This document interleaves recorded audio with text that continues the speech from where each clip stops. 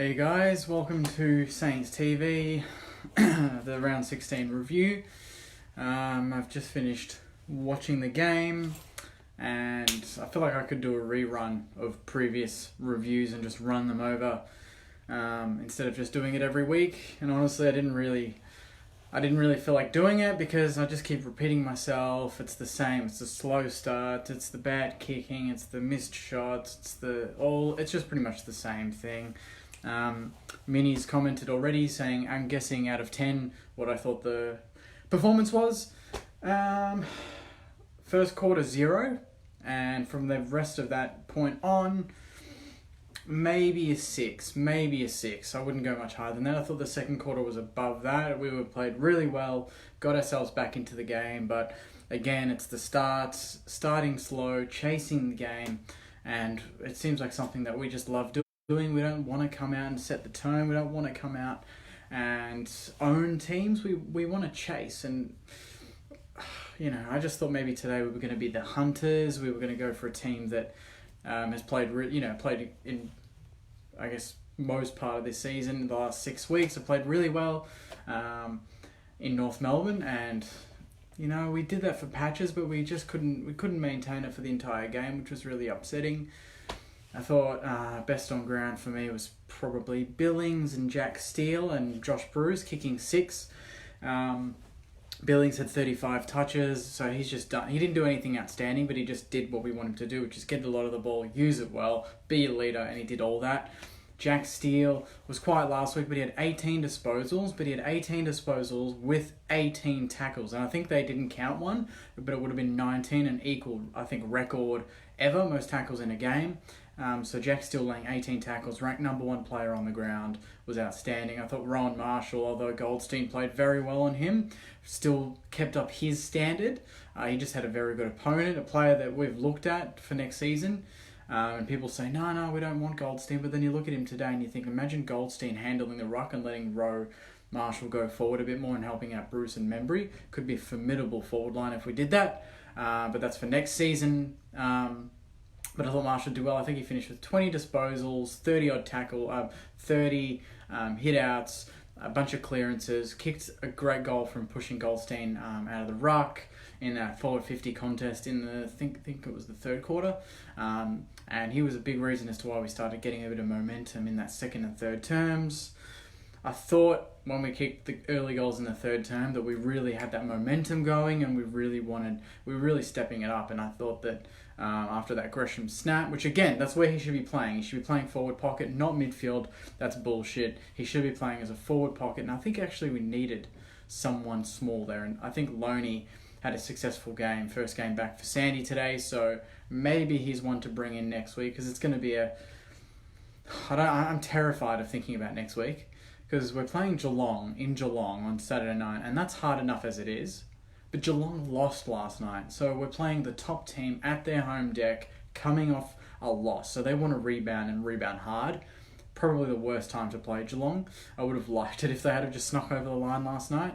And I might be going with my roommate who's a Geelong fan as well, so I might get him on the videos next week. But it could get ugly. That could be the final straw for Alan Richardson. And bringing him up, did you guys see Leithland? He was in the box today monitoring Richo. Did you see that? I thought that was interesting. We've never, that's a seriously, important guy in administration at the club, a guy that can control whether Richo stays and Richo goes, and he's sitting next to Richo for the entire game, essentially, marking notes and monitoring how he's coaching and how the team's going.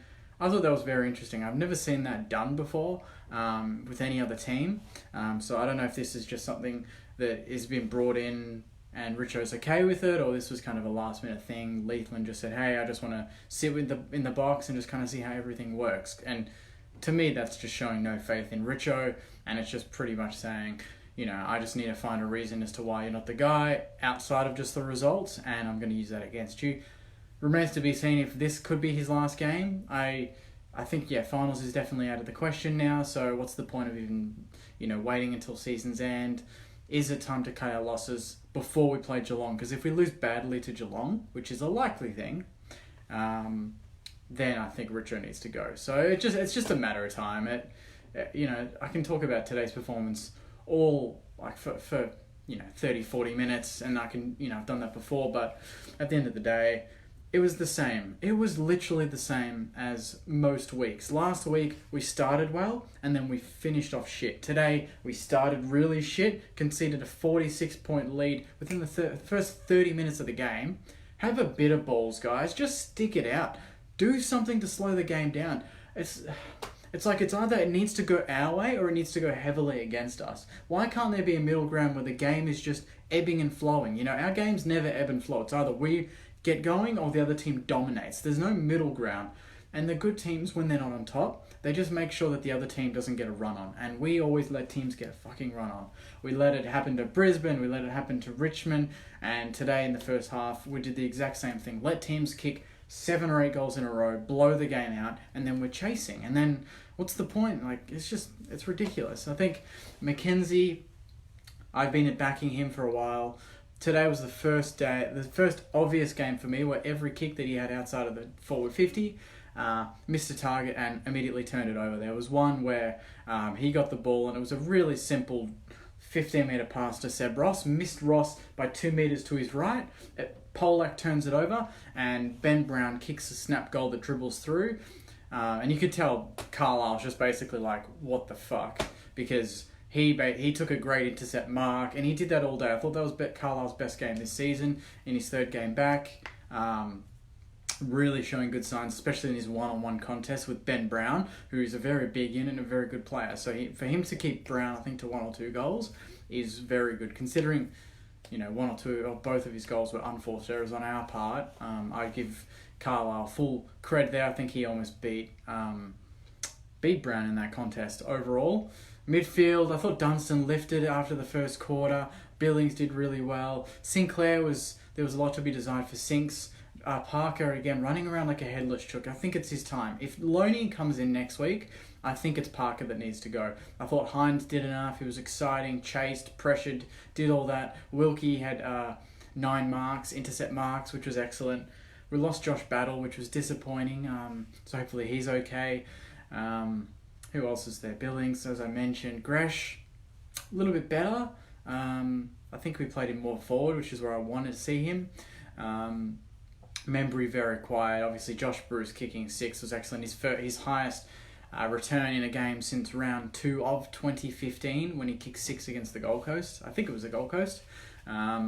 So very good return for him, because I think he's worked hard this season. It hasn't always come off, and week by week, people's opinions change of Josh Bruce, whether he's in or whether he's, worth keeping at the end of the season or trading or playing this week or dropping to Sandy. But this week, he really demanded everything. This is the most physical I've seen Josh Bruce, where he was playing on Tarrant, who's a big defender. So him pushing Tarrant and marking that last goal to kick his 6th, awesome. And I think hopefully that gives him more confidence and gives us more confidence to kick to him on the lead, because that was the most, there was a good passage of play for most of the day where we just kicked to leads, and we just haven't done that all season. So hopefully that's a slight change in game style. It's the most central I think I've seen us play, in terms of we got the ball, and more times than not we look to go into the middle, and it's always high risk, but it just means high reward if we get it through. And if you're good enough, you're going to get more chances than not. And a team like Brisbane, who are beating GWS now by 5 goals, do that better than anyone. So there's no point going around the boundary when you're struggling to score. You need to go through the middle, go fast, put the other team's defence under pressure quicker so they can't get back and set up. That's our worst thing, is bombing. But bombing slow is even worse, because they just get back, intercept mark, rebound, goal. So patches today, we did exactly what I want us to do, but then there were other patches, particularly the first half, where we just did nothing right, let them do whatever they wanted, and they just worked harder. And again, that first quarter cost us the game. We were 40 points down at quarter time, and look at what we lost by. We lost by 39. After that first quarter, we outscored North by a point. It's ridiculous. These starts need to get better. I wonder how many quarters overall we've won this season. I feel like it would be one of the bottom 2 teams, with Gold Coast and Carlton. I think even Carlton have won or been close to winning more quarters, and they did well today to come back as well. So I don't know really what else to say to this, but it's just frustrating because in patches we showed what we can do, and then in other patches we showed why we are where we are. You know, and we're in 15th or 16th position now, which is ridiculous. After the start we had 4-1, we're now 6-10 or 6-9. Like, it's just, you know, I'm sorry, but you know, Richo's had his time. I think he's done as much as he can, and I'm not against Richo, but I want the best for the club, and I genuinely think that if we want to win and make finals and win finals, I don't think Richo's going to be the coach to take us there. But I could be wrong, and I'd happily be wrong. I really don't give a shit who coaches our team, as long as the players give their 100% every week. He could be the biggest asshole on earth, our coach, but as long as the players come out and play hard, they tackle, they do what they need to do, leave everything on the field after the game, despite winning or losing, I'll be a much happier guy. But, you know, when you see that first 40 minutes of the game like today, it's just like they're not trying, and the away fans, some fans are considered travelling. Imagine going there and seeing that first 40 minutes thinking, Jesus, you know, should have stayed in Melbourne and just watched it on Foxtel. Seb Ross was the first time in 53 games or 56 games, I think it was a record, that he'd run of over 20 disposals, and it was the first time in 2 years that he hasn't finished above 20 disposals. I think he finished with 15, and it seems more like he had more of a halfback flank role, which reminds me, halfback flank, Hunter Clark, his last 2 weeks at halfback have been phenomenal. Honestly, a shining light. First was Marshall doing all the shining, and he's been looking incredible, and now Marshall's established himself. He's a great player.